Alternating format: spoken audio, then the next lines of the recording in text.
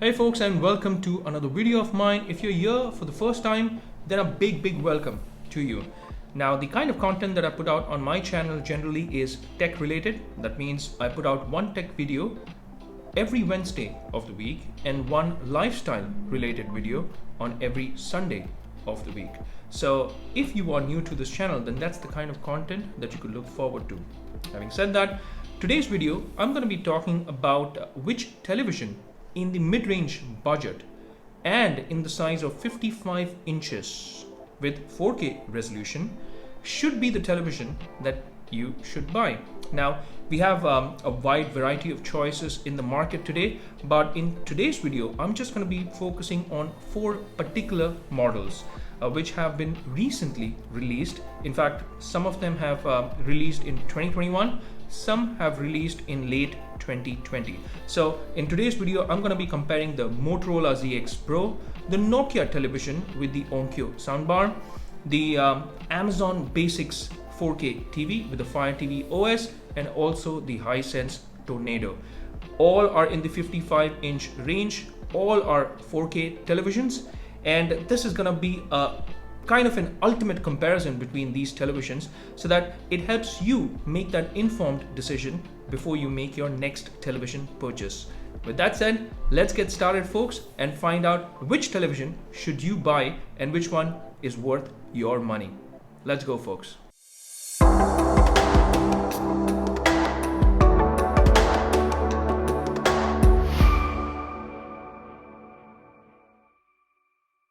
Let's start off this video by focusing on 6 key features or points that I am going to be talking about in this video. Now, in case you're wondering, why do I only have 6 points flashed on the screen? Now, there is a big reason, because the more features or the more points we look at on a technical specification sheet of a television, the more it confuses us as an average buyer. Now, my effort in this video is going to be to explain from my personal experience the 6 main points or features that would impact my television purchase. So if I were to buy a television today in early 2021, what are the main points or features that I would look at? So it becomes easier for all you good folks and even for me to buy a television without going through the hassle of long technical specifications. Even in my previous videos, I have mentioned this.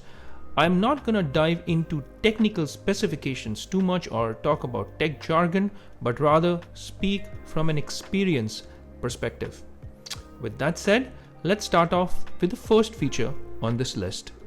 Now, the first feature that we're going to be talking about is your Android TV OS. And why it matters, okay? Now, if you've seen the comparison chart before, and by the way, if you have not already taken a screenshot or if you have not paused the video to save the screenshot, then now it's time to go back and then come back here again. Having said that, the television operating system here in this case matters. And if you think that Android TV OS 10 is not significantly better than Android TV OS 9, then think twice. Now, here are 3 main reasons why I believe that you should definitely go in for a television which actually comes with Android 10 TV OS. And here are those top 3 reasons that I believe that Android 10 TV OS is definitely better. Number 1, privacy. Now, we are all talking about privacy, especially at a time when companies like WhatsApp, Facebook, etc., they've released their privacy statement, and there is a mass exodus happening of people moving from one platform to the other. So your private information definitely matters a lot to you, and it should. And that's one of the reasons as to why you should go with Android TV 10 OS, because it comes with advanced encryption systems. And what it means is it's going to be able to protect your data in a comparatively better way as opposed to what Android TV OS 9 could do. All right. So that's reason number 1. Reason number 2 is because of the energy consumption. Now, of course, with technology, what we have is mobile phones, televisions, and display units. They've become more power efficient. Take the M1 chip as an example from the house of Apple. Now, it delivers more, whereas it consumes less power. And the same goes for Android 10 tvOS as well. Now, there are so many applications that you can actually choose from the Android Play Store, right? And if you have many applications downloaded and if you are running them simultaneously, there are a lot of apps which are also running in the background, by the way. So what Android 10 tvOS does is it helps you run those apps more efficiently. So it consumes less power and it delivers more efficient output. So in terms of energy consumption, it does or delivers better compared to the Android 9 tvOS. Now, and the last and the most important factor, according to me personally, is when it comes to media and graphics, you have something called the AV1 codec now. Now, what does this AV1 codec do? Now, we live at a time that most of our content is generally consumed online. Take online streaming platforms like Netflix, Prime Video, Hotstar. Everything is now online. And since everything is online, what we also look forward to is high quality videos. And when we talk about high quality videos, we're talking about 4K content.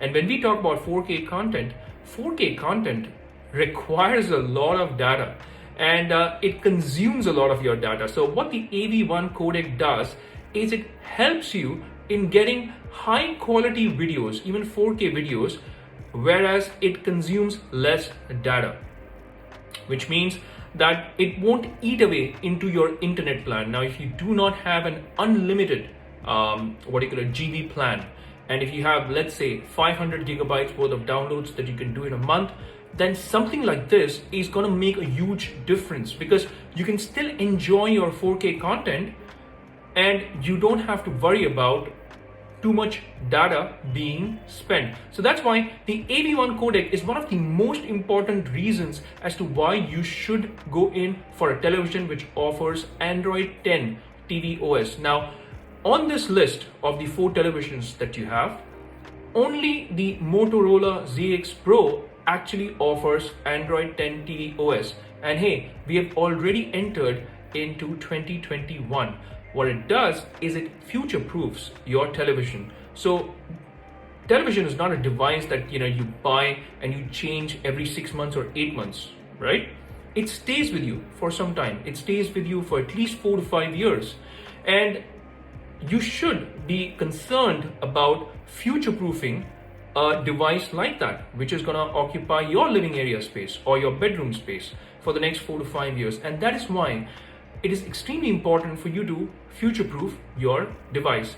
And Android 10 tvOS does exactly that. You are covered for the next 4 to 5 years, at least when it comes to your TV experience. So a big plus to the Motorola ZX Pro for having Android 10 tvOS. So it takes the cake when it comes to the operating system.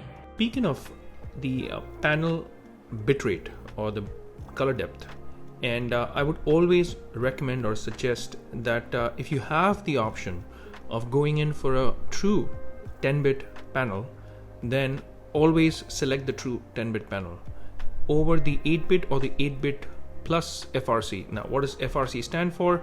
It stands for frame rate control. Now, again, I do not want to go into tech jargon or get too technical about it, but what a true 10-bit panel can actually do is display over 1 billion colors, and it does that natively, whereas an 8-bit plus FRC panel, what it does is it uses adjacent colors to the original color, and then it flashes these two colors back to back. And what it is effectively doing is it's trying to fool our eyes into seeing the original missing color. Now, because of the high refresh rates that are currently available on the televisions, obviously we can't make out the difference. And the reason why we can't make out the difference is because of those high or fast refresh rates. Because if we did not have these high or fast refresh rates, then on an 8-bit plus FRC panel, you could also notice some kind of a flickering. But again, because of the high refresh rate panels, it is not visible right now. So if you take a look at the image that I've put up in 8-bit plus FRC versus 10-bit comparison, and in my personal experience as well, and I've always focused or emphasized on personal experiences as well. And on my Nokia television, when I play certain games especially, then in certain dark or light areas, I can see this color banding effect. And sometimes it is very evident. Please note that the Nokia TV with the Onkyo soundbar actually comes with an 8-bit plus FRC panel. So that's why I'm speaking from a personal experience as well. I have noticed color banding because of the 8-bit plus FRC panel, but this color banding will not be an issue on a true 10-bit panel.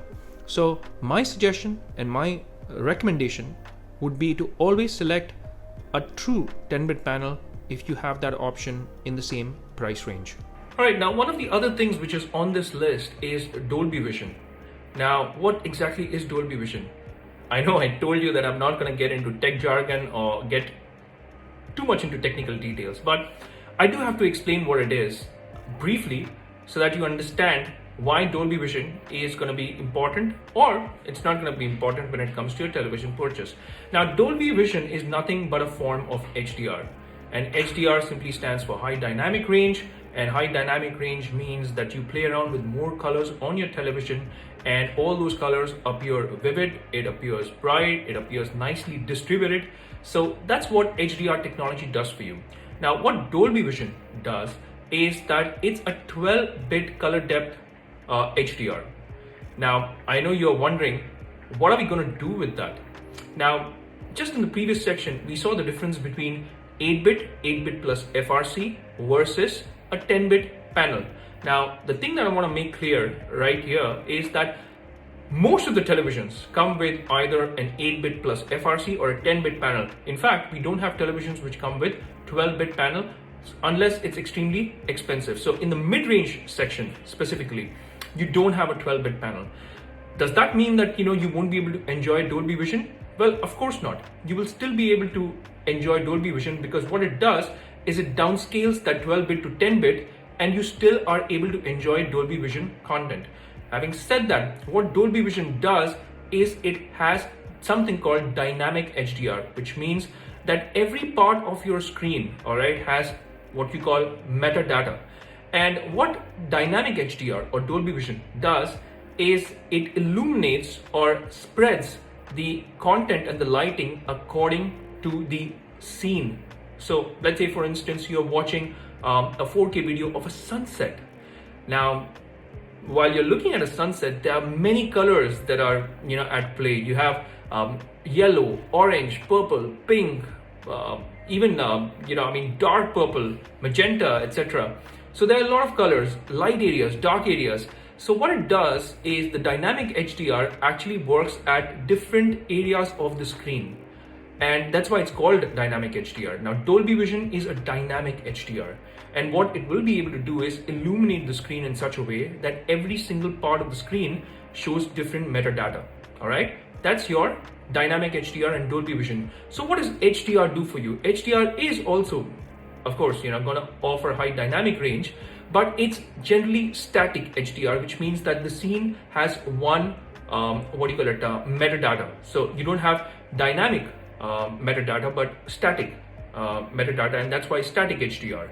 Now, what we did have in HDR10 Plus was kind of like a marriage between Dolby Vision and HDR. So it's something in between where you can still enjoy a dynamic HDR, but it's not Dolby Vision. It's called HDR10 Plus. So in a nutshell, that's what it does. Now, none of these televisions, come with 12-bit. Like I explained in my previous section, they're either 8-bit plus FRC or they are 10-bit panels. And do you need a very bright television to be able to enjoy that? Well, I would say you at least need a minimum of 350 nits. That's the minimum benchmark that you should look for when it comes to a television. The more the merrier. Remember, with Dolby Vision, you can go up to 12,000 nits of brightness.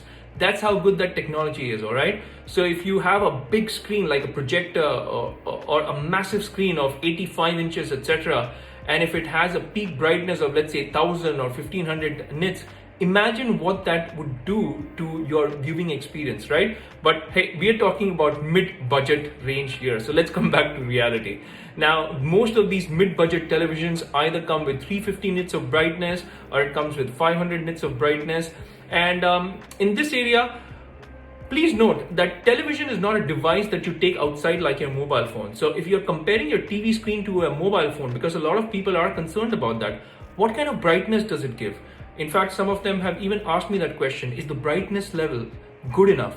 Now, please understand that you don't take your television like a mobile device outside, all right? When you're out in the open, of course, the brightness matters because there's direct sunlight that hits your mobile screens. But when it comes to your television, generally you're going to be tucked away in one corner in your house, like a bedroom or even your living area.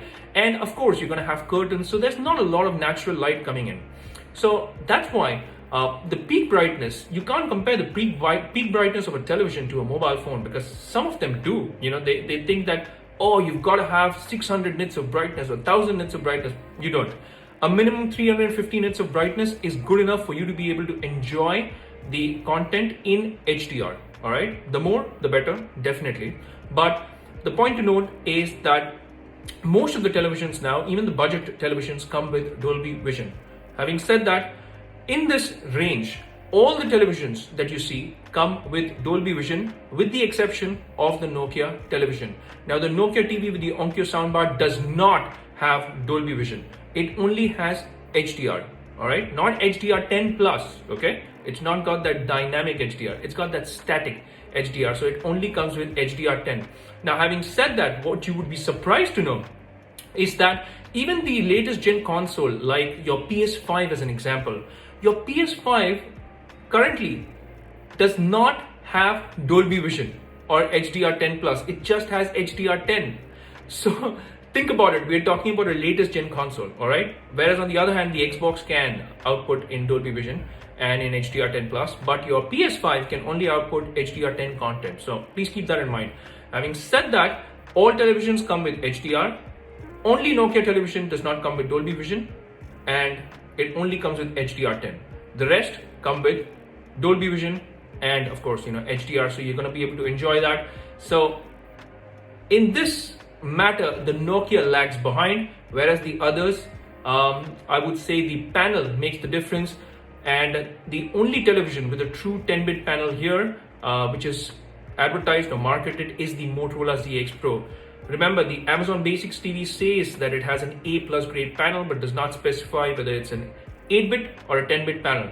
Now, Hisense clearly advertises it as having an 8-bit plus FRC, and even the Nokia television that I personally own as well has an 8-bit plus FRC panel. So, Motorola ZX Pro, even in this case, aces this round. Now, speaking of the MEMC, again, what is MEMC? It's motion estimation and motion compensation. And I have made a dedicated video on what MEMC is and what kind of an experience you would have if you have this particular technology on your television. So I'm going to put up the card somewhere out here on the screen and you can take a look at that video at your own sweet time.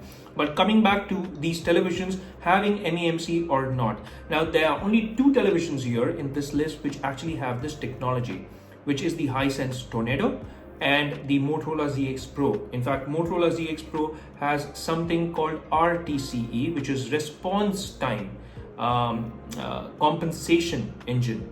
And that's what they advertise it as. Basically, RTC is something you even get in monitors, and it's going to be helpful when it comes to gaming.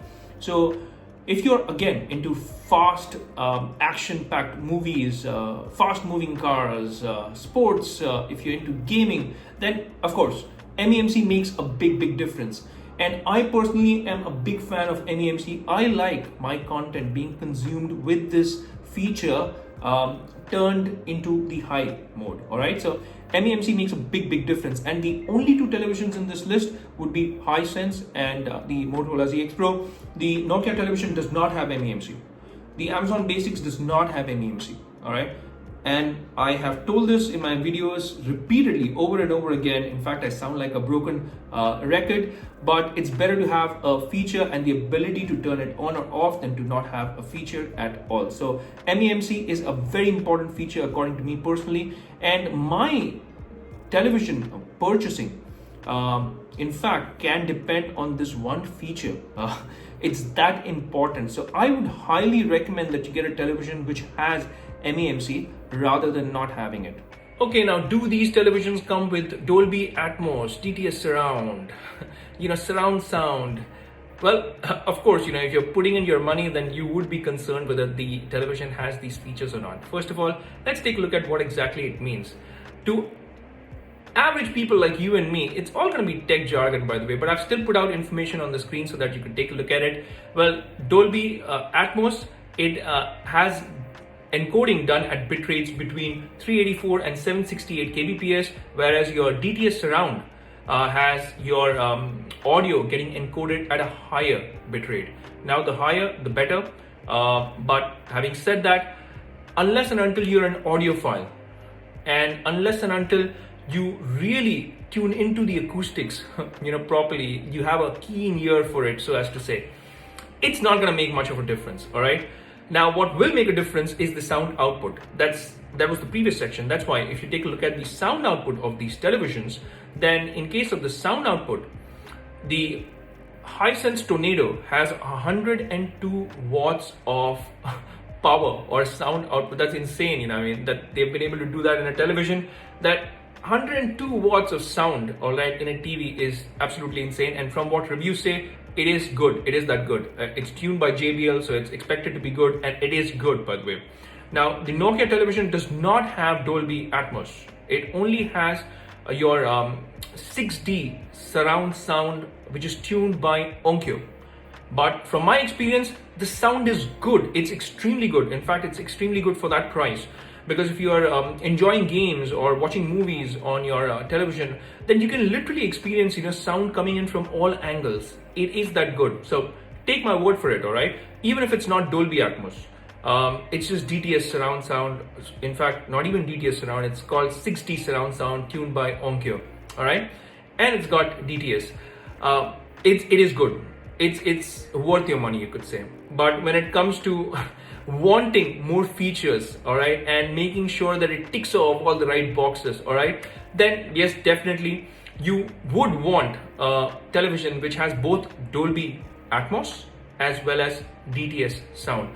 Now, the only television in this range which again on paper has it is the Motorola ZX Pro. Now, although the Hisense Tornado has 102 watts of sound output, it only advertises as having Dolby Atmos. The Amazon Basics television has Dolby Atmos, but hey, you have a 20 watts speaker. I mean, what are you going to achieve with that 20 watts speaker output? It's not going to do justice to Dolby Atmos, is it? So I think the Amazon Basics television in fact lags behind in the sound department and would be the last option for you to choose, all right, in terms of sound. Now, the Nokia television with the 6D surround sound tuned by Onkyo is really good when it comes to the sound output. You can take my word for it, but it does not have Dolby Atmos. All right. Now, again, the only television which has both Dolby Atmos and DTS sound is the Motorola ZX Pro. So on paper, you see how this video is trending, right? I mean, it's leaning towards the Motorola ZX Pro because from a technical specification or from what's written on paper perspective, the Motorola ZX Pro definitely aces out on every single point that I have spoken about. All right. So far it's been the leader, and again, a big hats off to the team at Motorola, because what they did with the ZX Pro was took a television from last year and it improved basically at every single point that you could in 2021. All right, because of course this released in 2020, but they had 2021 in mind. So you do have to give credit to the team at Motorola because they improved every single point. And in case you're wondering why choose the Motorola ZX Pro over the Motorola Revo, then there's big difference there, and that big difference is the MEMC, all right, which I've already spoken about. So that's why you should select the ZX Pro over the Motorola Revo television. All right, so with that said, I hope, in the sound department, it gives you clarity.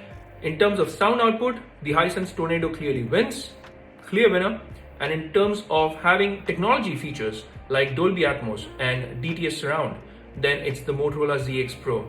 And it still comes with a 50 watts sound output. So in terms of pure sound output, Hisense Tornado wins. In terms of a balance between sound output and also the technology, Motorola ZX Pro, takes the game in this round. Alright folks, so that brings me to the end of this video. Now, based on the 6 features that we went through, or technology that we went through, of course, the Motorola ZX Pro comes out on top. It has all the goodies that you can want in a television, and at that price, it's got competitive pricing as well. So if you're out in the market looking for a 55-inch television, which is 4K resolution, I would highly recommend that you buy the Motorola ZX Pro. Now, I understand that there have been some complaints from customers who have experienced what they call screen bleeding issue. Now, please understand that these televisions have edge lighting. And sometimes if you tune that lighting, the backlight into 100%, and you turn the brightness also to 100%, it need not necessarily turn out to be the best picture. Okay, so you have to tune the settings as well. But having said that, it is always recommended that you do a thorough check of your panel while your television is getting installed. So just put out a white screen. You will get these videos on YouTube. Put out a black screen. Just open that video, play it around for 5 minutes in different lighting conditions, by the way. Turn the lights off. Look at how the television looks like in a completely dark room so that you can understand how the lights are working. Now, of course, you might have, some areas being slightly brighter than the other, but again, it's not going to impact your picture quality quite a lot. Now, there are a lot of videos that you can see on YouTube as well as to how television lighting actually works. I'm not going to talk about that because, again, this video is not about technical specifications or technical jargon, but it's about experience. So from an experience perspective, your television picture quality is not going to get impacted. All right. And Motorola ZX Pro, in fact, comes with all the goodies that you could actually want in a television. And that's why I would highly recommend that you buy the Motorola ZX Pro over all these televisions. In fact, even above the Hisense Tornado television, which is a very recent addition. And it also has all the goodies, but where that falls short is in the panel. It's an 8-bit plus FRC panel, and that's where it falls short. And again, trust me, when it comes to certain scenes, you can make out that color banding effect that you have. So an 8-bit plus FRC panel would not be recommended. And the television which aces it in terms of the panel quality is the Motorola ZX Pro again. So I would highly recommend the Motorola ZX Pro. Now, having said that, nobody's paying me money to make this video. And the only reason why I try to put out content in this way is because I want to help you folks make an informed decision before you buy your next television. Because like I said, it's an investment that will stay with you for the next 4 to 5 years. So you have to make an educated decision before you buy your next television. Now, with that said, we come to the end of this video. I hope you've liked the content and the way it was presented. Please let me know in the comment section below as to what you feel about the video content and how it was presented.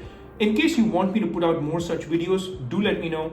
In case you're looking for something different, if you want me to review some other technology apart from televisions like earphones, mobile phones, etc., you can let me know about that as well. I can make an attempt of doing product reviews of such devices as well.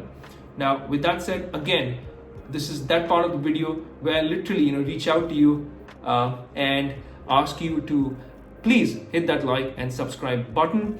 It means a lot to me because, of course, these videos take a lot of time and effort to make, and nobody's paying me to make these videos. I'm doing this usually on the weekends, and then I process it and upload them on weekdays or put it on a schedule so that they are uploaded on Wednesdays and Sundays. So with that said, it would mean a lot if you could hit that like and subscribe button, and also share it with your friends and family members. If you know of a family member who wants to buy a television, then definitely, personally, I believe that this video is going to help them in their purchasing decision. With that said, we end this video here, folks. Thank you so much for watching. Take care, folks. Stay safe. And until the next one, may God bless you all.